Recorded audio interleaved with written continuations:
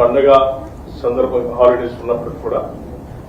ప్రభుత్వం ప్రతిష్టాత్మకంగా తీసుకున్నటువంటి ఈ పథకాలను అమలు చేయాలనేటువంటి ఆలోచనతో ఈ ప్రభుత్వం తీసుకున్న నిర్ణయాన్ని అమలు చేయడం కోసం ఈరోజు మీరందరూ ఇక్కడికి వచ్చడానికి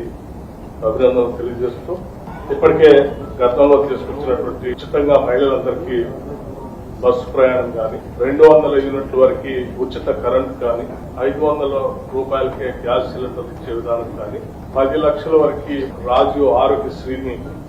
అర్హత కలిగినటువంటి వాళ్ళందరికీ అందించిన విధానం కానీ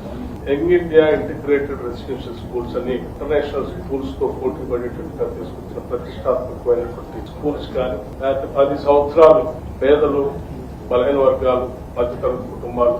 చదువుకుంటున్నటువంటి రెసిడెన్షియల్ స్కూల్స్ లో 40% గైడ్ ఛార్జెస్ పెంచినటువంటి విధానం కానీ హాస్పిటల్ ఛార్జెస్ పెంచినటువంటి విధానం కానీ లేకపోతే ఇప్పటివరకే 2 లక్షల రూపాయల వరకు రుణమాఫీ చేస్తామని చెప్పి దాదాపు 22,000 కోట్ల రూపాయలు రైతుల అకౌంట్లోకి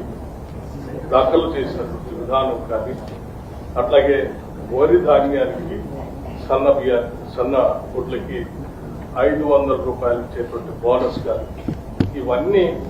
చారిత్రాత్మకమైనటువంటి నిర్ణయాలు రాష్ట్రానికి సంబంధించినటువంటి ఇప్పటికే ఈ పథకాలన్నింటినీ మేము తీసుకొని వచ్చి అమలు చేస్తూ ముందుకు పోతా ఉన్నాం.